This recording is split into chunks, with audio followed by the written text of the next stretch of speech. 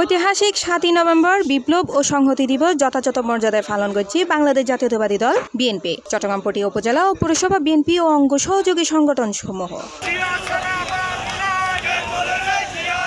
দিবস উপলক্ষে নভেম্বর 15 তারিখ শনিবার বিএলএ অনুষ্ঠিত হয় বর্ণাঢ্য র্যালি ও আলোচনা সমাবেশ। বিএলএ 4:30টার দিকে পটিয়ায় ইন্দুরপুল সংলগ্ন বাইপাস মোড়তন বিশাল র্যালি শুরু হয়। হাতে ব্যানার, ফেস্টুন ও দলীয় পতাকা লয়ে বিভিন্ন বয়সী নেতাকর্মী হলে অংশ লয় র্যালিগত। শহরের বিভিন্ন সড়ক প্রদক্ষিণ করে র্যালি ও পটিয়া দলীয় কার্যালয় যায় শেষ হয়। পুরো এলাকা জুড়ে আসিল স্লোগানে মুখর পরিবেশ।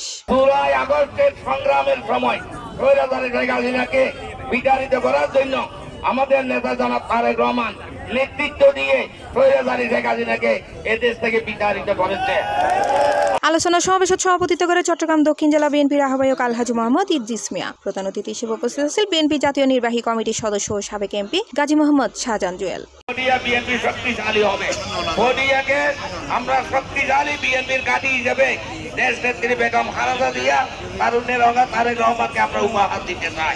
সমাবেশত আরও উপস্থিত আছেন চট্টগ্রাম দক্ষিণ জেলা বিএনপির যুগ্ম আহ্বায়ক রেজাউল করিম নেসার, যুগ্ম আহ্বায়ক সাইফুদ্দিন সালাম মিটু, সদস্য বদরুল খায়ের চৌধুরী, জাহাঙ্গীর আলম চৌধুরী, জাহাঙ্গীর কবির সহ স্থানীয় অঙ্গ সহযোগী সংগঠনের শত শত নেতাকর্মী। C plus TV, Chittagong.